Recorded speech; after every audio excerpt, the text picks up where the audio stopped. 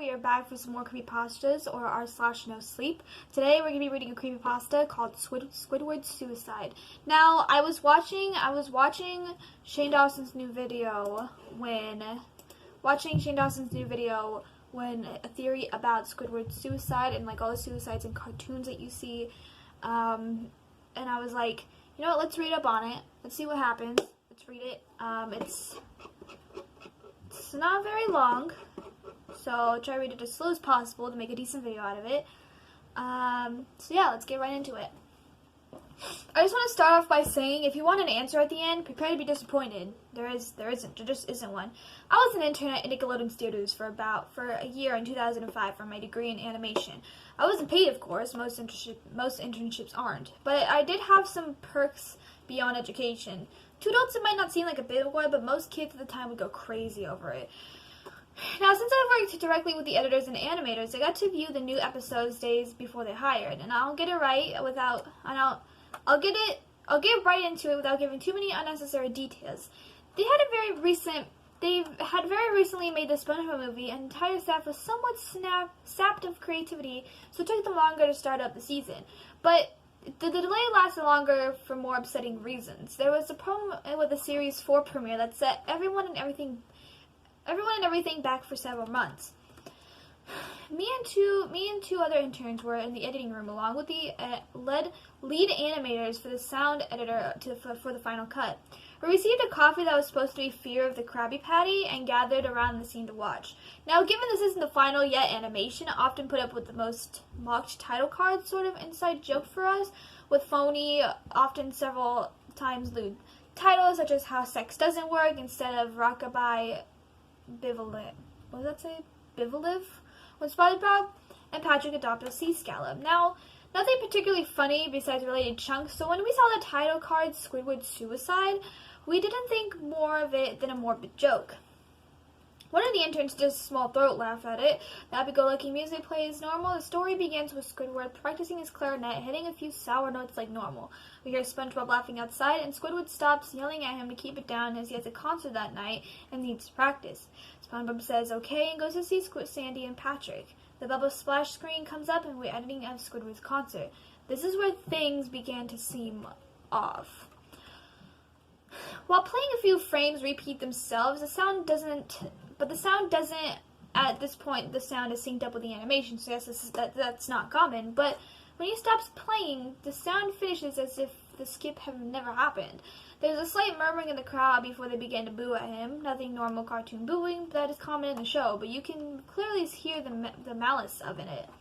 Squidward's in full frame and looks visibly afraid. The shot goes in the crowd with SpongeBob in the center frame, and he too is booing. Very much unlike him. That isn't the oddest thing, though. What is odd is everyone had a hyper-realistic eyes, very detailed, clearly not shots of real people's eyes, but something a bit more real than CGI. The pupils were red, some of us looked at each other, obviously confused, but since we weren't the writers, we didn't question the appeal to children yet. The shot goes at Squidward sitting on the edge of his bed looking very forlorn, the view of his pothole window in the night sky, so it isn't very long after the concert. The unsettling part is at the point there's no sound. Literally no sound. Not even the feedback from the speakers in the room. It's as if the speakers were turned off, though the status showed that they were working perfectly. He just sat there, blinking in the silence for about 30 seconds, then he started to sob softly. He put his tentacles over his eyes and cried quietly for a minute more, all while the sound in the background very slowly growing from nothing barely audible. It sounded like a slight breeze through the forest. The screen slowly began to zoom in his face, and by slow I mean it's only noticeable if you look at shots 10 seconds apart side by side. His sobbing gets louder, more full of hurt and anger. The screen then twitches a bit, as if it twists on itself, for a split second, then back to normal. The wind through the trees sound gets slowly louder and more severe, as if a storm is brewing somewhere. The eerie part is the sound, and Squidward's sobbing sounded real, as if the sounds weren't coming from the speakers, but as the speakers were holes in the sound of the sound was coming through from the other side. As good as sounds the studio likes to have, they don't purchase the equipment to be good to produce sound that quality. Below the sound of the wind and sob, very faint, something sounded like laughing. It came odd intervals and never lasted more than a second, so it was hard time pinning it. We watched this shot twice, so pardon me if things sounded too specific, but I've liked to think about them. After 30 seconds of this, the screen blurred and twitched violently, and something flashed over the screen as if a single frame was replaced.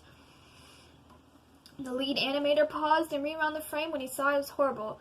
It was a still photo of a dead child. He couldn't have been more than 6. His face was mangled and bloodied. One eye dangling over his upright face popped. He was naked down to his underwear, his stomach crudely cut open, and his entrails lying beside him. He was lying on some pavement that was probably a road. The most upsetting part was there was a shadow of the photographer. There was no crime tape, no evidence tags or markers, and the angle was completely off for a short designed to be evidence.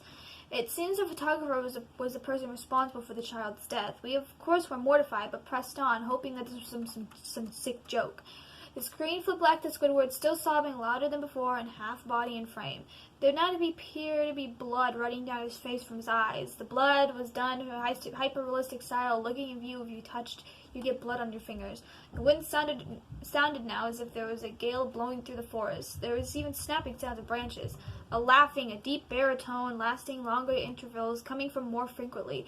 After about 20 seconds, the screen again twisted and showing a single frame photo. The editor was reluctant to go back, here we are, but reluctant to go back, we all were, but he knew he had to. This time the photo appeared to be a little girl, no older than the first child. She was lying on her stomach, her barrettes in a pool of blood next to her. Her left eye was popped naked except for her underpants. Her entrails were piled on top of her body on another crude cut longer back. Again, the body was on the street and the photographer's shadow was visible. Again, very similar in the size and shape to be the first. I had choked back the vomit, and one intern, the only female in the room, ran out. The show resumed. About 5 seconds after this photo played, Squidward was silent as he did all the sound. It was like the scene started. Like it when the scene started. He put his tentacles down. His eyes were now done in hyper-realism. They were beginning of the episode. They were bleeding, bloodshot, and pulsating. He just stared at the screen as if he were watching the viewers. After about 10 seconds, he started sobbing, this time not covering his eyes. The sound was piercing, loud, and most fear-inducing of all sobbing was mixed with screams. Tears and blood were dripping down his face at a heavy rate. The wind sound came back so that a deep voice of laughing, and this time, the still photo lasted for about a good 5 frames. The animator was able to stop it on the 4th and back up. This time the photos of the boy about the same age. What? What? About the same age, but this time the scene was different. The entrails were being pulled out from his stomach, wounded by a large hand. The right eye was popped and dangling, blood trickling down it. The animator proceeded. It was hard to believe, but the next one was different. He couldn't tell what. He went on next, same thing. He went on back to the first and played them quicker, and I lost it. I vomited on the floor. The animating and sound editors gasping at the screen. The 5 frames were not as if they were 5 different photos. They were played out as the frames from a video. We saw a hand slowly lift out of the guts. We saw a kid's eyes focus on it. We even saw 2 frames of the kids beginning to blink. The lead sound editor told us to stop. He called in the creator to see this. Mr. Heilenberg arrived 15 minutes. He was confused to ask why he was called down here, so the editor continued the episode.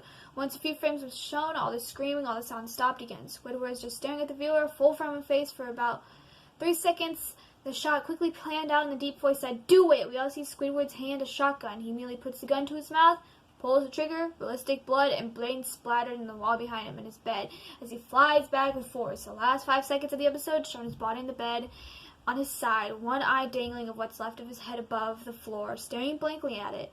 Then the episode ends. Mr. Heilenberg, obviously angry at this, he demanded to know what the heck was going on. Most people left the room at this point, so it was just a handful of us to watch it again. Viewing the episode twice only severed the imprint entirely of it in my mind and caused horrible nightmares. I'm sorry I stayed. The only theory we can think back was the file was edited in the chain from someone drawing in the studio here. The CTO was called in to analyze when it happened. The analyst of the file showed the editor It was edited by new material, however. The timestamp of it was mere 24 seconds before we began viewing it. All equipment involved was examined in foreign software and hardware as well as glitches. So the timestamp had glitched and shown the wrong time, but everything checked out fine.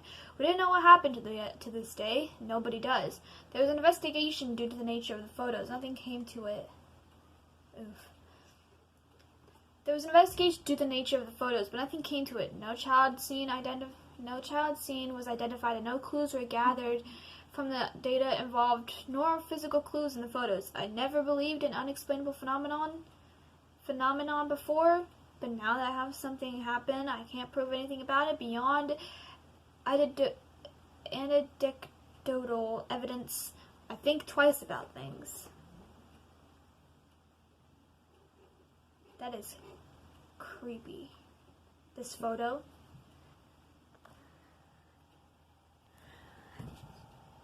There we go. That thing would give me nightmares. Totally.